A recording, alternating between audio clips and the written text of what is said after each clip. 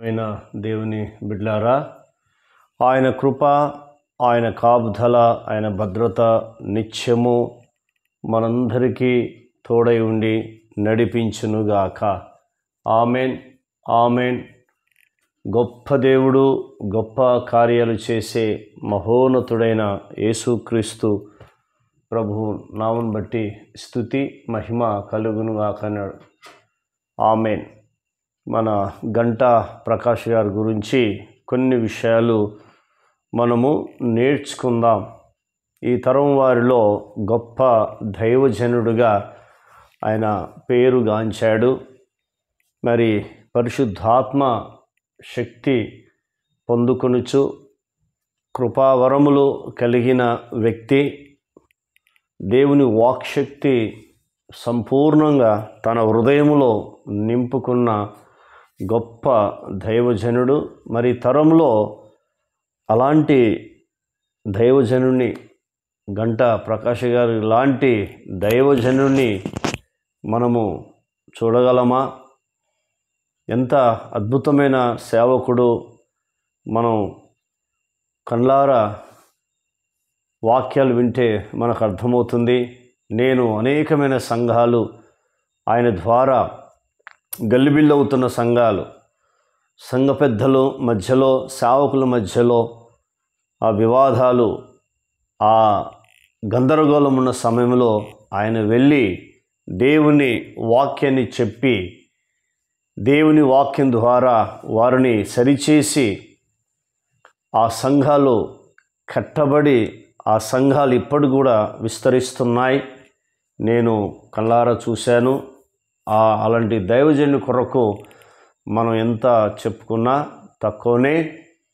కాబట్టి అలాంటి దైవ సేవకులు మళ్ళీ క్రైస్తవుల నుంచి పుట్టుక రావాలి, లేవాలని మనం ప్రార్థన చేయవలసిన అవసరత ఎంతైనా ఉంది. కానీ దేవుడు నమ్మదగిన దేవుడు. తనని నిన్న దినమున పిలుచుకున్నాడు, తన మహిమలో ప్రవేశించాడు. కాబట్టి విడిచి వెళ్ళిన కుటుంబం కొరకు, పరిచర్య కొరకు ప్రార్థన చేద్దాం. ఒక వాక్యాన్ని చదువుకొని మరి ప్రకాష్ గారి యొక్క జీవితం ఎలా ఉందో మనం నేర్చుకుందాం. 1 కొరింథీ 9వ అధ్యాయము 19వ వచనము ఈ రీతిగా రాయబడింది. ఏంటంటే, నేను స్వతంత్రునై ఉన్నను, ఎక్కువ మందిని సంపాదించుకొనుటకు నన్ను నేను దాసుడిగా చేసుకున్నానని అపుస్తైన పౌలు ఆ యొక్క కొరింథీ సంఘానికి రాస్తూ ఉన్నాడు. మరి ఎంత అద్భుతమైన మాటో మనకు కనబడుతూ ఉంది. కాబట్టి ఈ వాక్యము తన జీవితంలో మనం చూడగలుగుతాం. కాబట్టి అలాంటి దైవజనులు, నేను అందరి విషయమై స్వతంత్రునై ఉన్నను, ఎక్కువ మందిని సంపాదించుకొనుటకు అందరికీ నన్ను నేనే దాసునిగా చేసుకుంటునేని కొరింథీ సంఘానికి రాస్తా ఉన్నాడు అపుస్తైన పౌలు. నిజమే. కాబట్టి ఆయన ఈనాడు మనం చూస్తున్నప్పుడు ఆస్తులు సంపాదించలేదు భూమి మీద, కానీ పరలోకంలో గొప్ప ఆస్తి సంపాదించుకున్న గొప్ప దైవజనుడు మరి రెవరెండ్ గంటా ప్రకాష్ గారు. కాబట్టి మరి మనం కూడా ఈ లోకంలో ఉంటున్న మనం పరిచర్య చేస్తున్నప్పుడు అలాంటి సాక్ష్యం కలిగి, అలాంటి పరిశుద్ధత కలిగి మనం జీవిస్తే ఎంత బాగుండు. కాబట్టి ఇవన్నీ చివరి దినాలు, అంత్య దినాలు, ప్రమాదకర దినాల్లో మనం ఉన్నాం.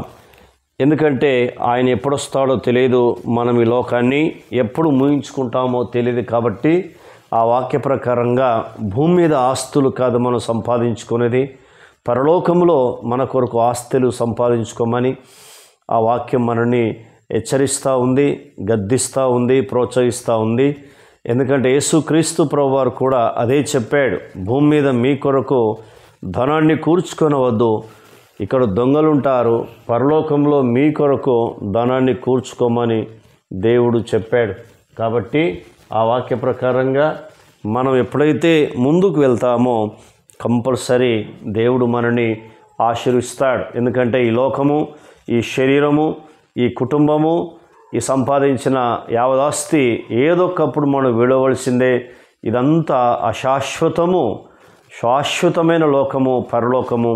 ఆ లోకంలో మరి నిజంగా మనం ఉండాలంటే ఆ దైవజనులాగా నిస్వార్థమైన పరిచర్య చేసి దేవుని భూమి మీద మహిమపరిచినప్పుడు రేపు మన కొరకు కూడా మనం ఈ లోకంలో ముగించుకున్నప్పుడు కూడా మన కొరకు నెక్స్ట్ తరం వారు లేకపోతే మనం చూసే తరం వారు మన కొరకు సాక్ష్యం ఇస్తారు. ఇప్పుడు మనం ప్రకాష్ గారి కోసం ఎట్లా సాక్ష్యం ఇస్తున్నాం, ఆ నీతిమంతుని ఎలా జ్ఞాపకం చేసుకుంటున్నామో అలాగే మనను కూడా జ్ఞాపకం చేసుకోవాలంటే అలాంటి పరిచర్య, నిస్వార్థమైన పరిచర్య.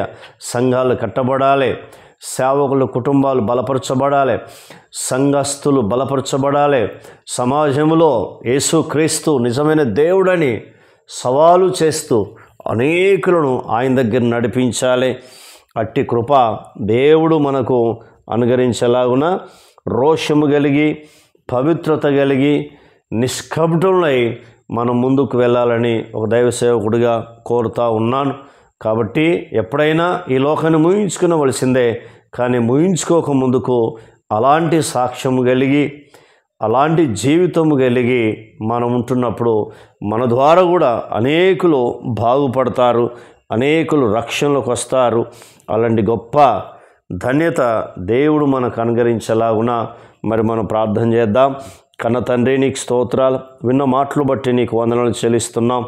అయ్యా, పౌలు చెప్పినట్టుగా తండ్రి, ఎక్కువ మందిని సంపాదించుకున్నటకు నన్ను నేను దాసుడిగా చేసుకుంటుని అని కొరింథీ సంఘాన్ని హెచ్చరించినట్టుగా అయ్యా మేము చూస్తున్నాం.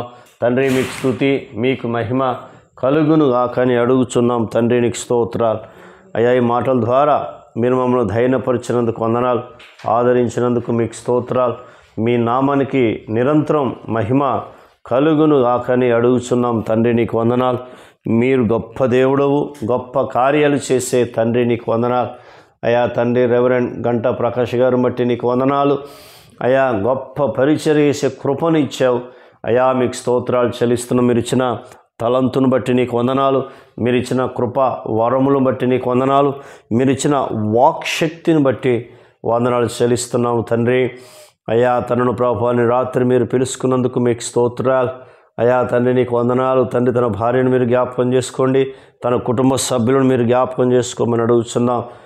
సంఘాన్ని మీరు జ్ఞాపకం చేసుకోమని అడుగుతున్నాం. ధైర్యపరచండి, ఆదరించండి, ఓదార్చుమని అడుగుతున్నాం. తండ్రి, నీకు వందనాలు చెల్లిస్తున్నాం.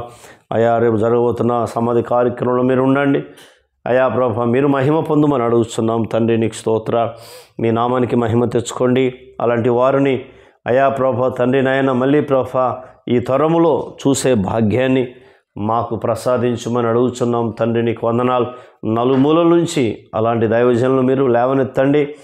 అయా ప్రభా తండ్రి, మీ పరిచర్యను ముందుకు నడిపించుమని మా ప్రార్థన విని జవాబు ఇచ్చినందుకు మీ కృతజ్ఞతలు చెల్లిస్తూ యేసుక్రీస్తు నామంలో అడిగినవన్నీ పొందుకున్నాం తండ్రి.